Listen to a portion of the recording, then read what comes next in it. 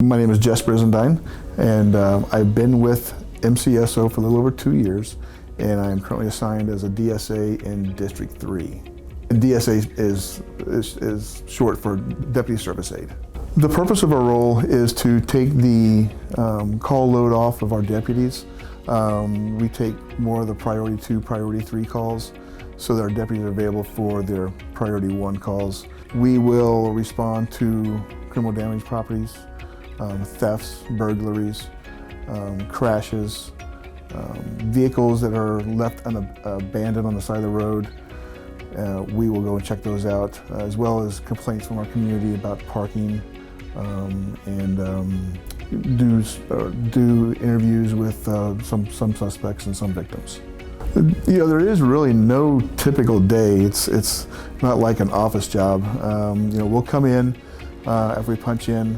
We'll go sit with our squad at our briefing, and we'll get our information about what's going on in our district, any concerns that the night guys have had, because I work days. And then from that point on, we'll go out, inspect our vehicles, and then start looking at calls for service for the day. And then at the end of the day, we'll come back, finish up our reports, and be done for the day. I think the age limit is 18. You have to be 18 years old to apply.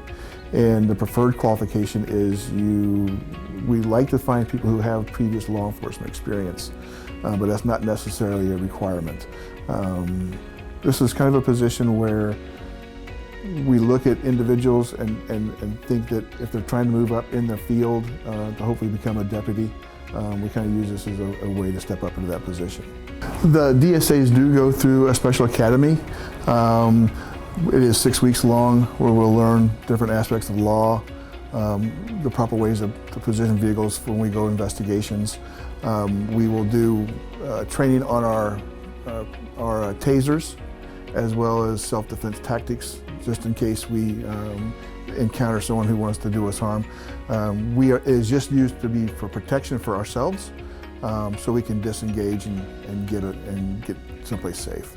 And some of the things we cover in those classes, as well as first aid, CPR, all those a lot of the same things that our deputies learn, just without the firearms and that kind of training. So stuff that's just specific for our duties and the policies for the department.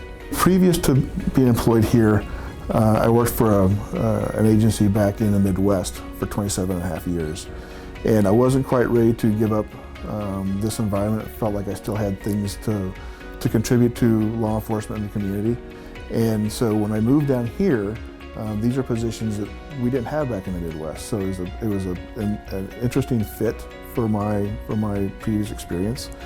And Maricopa County Sheriff's Office has a good reputation, and it serves the outlying community, so it was a good fit for me to come here.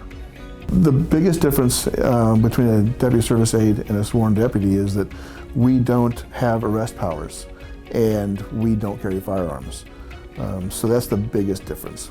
We don't go to calls that are in progress, so we don't intervene in situations like that. So that's the biggest difference. The biggest challenge that we face is that we drive a fully marked patrol car like the rest of our deputies do. And so we have citizens come up to us and ask us to help them or give them aid. And sometimes we're not able to do that because we're not qualified to do that, and we'll call a deputy for that intervention. I enjoy helping the people. I've done it for so long. When I go to calls for service, especially out here in District 3, we deal with mostly senior citizens.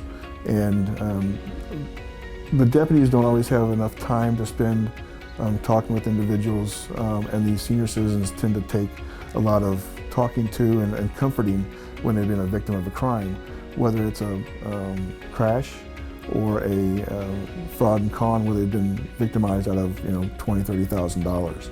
So we can kind of spend time with them and educate them and kind of talk to them and kind of reassure them that we're going to do everything we can to make sure that everything is good with them.